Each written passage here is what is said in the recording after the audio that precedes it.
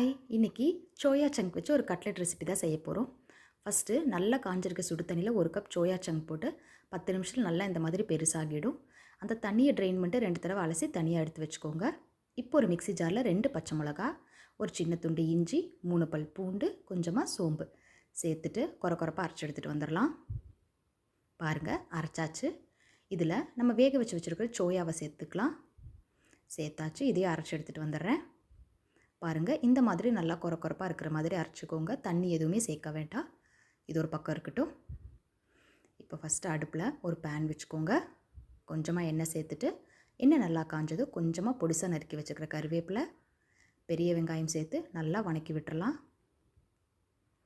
வெங்காயம் இந்த மாதிரி கண்ணாடி போல் ஆனதும் நம்ம மசாலா தூள் சேர்க்க ஆரம்பிச்சிடலாம். ஃபஸ்ட்டு மஞ்சத்தூள், மிளகாய்த்தூள், கரம் மசாலா, கொத்தமல்லி தூள், இதுக்கு தேவையான அளவு உப்பு சேர்த்துட்டு நல்லா ஒரு 2 நிமிஷம் போல் மசாலாவை நல்லா வணக்கிடலாம்.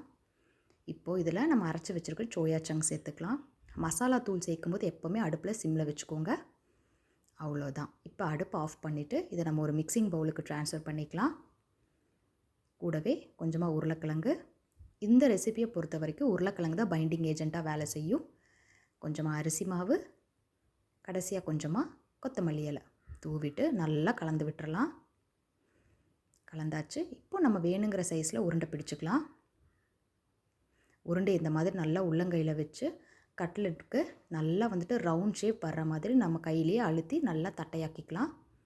கொஞ்சம் மொந்தமாக இருக்கிற மாதிரி பார்த்துக்கோங்க, அப்போ தான் கட்லெட் நல்லாயிருக்கும். அவ்வளோதான். பாருங்கள், நல்லாவே தட்டியாச்சு.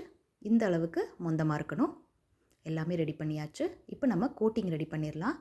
அதுக்கு கொஞ்சமாக மைதா மாவில் தண்ணி சேர்த்துட்டு எந்த வித லம்பும் இல்லாமல் நல்லா கலந்து விட்டுக்கலாம். பாருங்கள், இந்த அளவுக்கு நல்லா ஸ்மூத்தாக இருக்கணும்.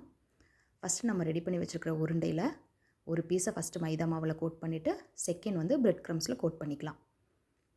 பிரெட் க்ரம்ஸ் கோட் பண்ணுறதுக்கு முன்னாடி கையை நல்லா ஒரு தடவை கழுவிட்டு தொடச்சிக்கோங்க, இல்லைன்னா எல்லா பிரெட் க்ரம்ஸும் கையிலேயே ஒட்டிக்கும். அவ்வளோதான். இதே மாதிரி எல்லாத்தையுமே ரெடி பண்ணியாச்சு. இப்போ இதை நம்ம பொரிச்சிடலாம். பொரிக்கிறதுக்கு எப்போவுமே பிரெட் க்ரம்ஸை பொறுத்த வரைக்கும் எண்ணெய் நல்லா சூடாக இருக்கணும். மீடியம் ஃப்ளேமில் நல்லா எண்ணெய் காயட்டும். காஞ்சதுக்கப்புறம் நம்ம ரெடி பண்ணி வச்சுருக்கிற கட்லெட்டை போட்டு பொரிச்சிடலாம். அவ்வளோதான், நம்மளோட கட்லெட் ரெடி.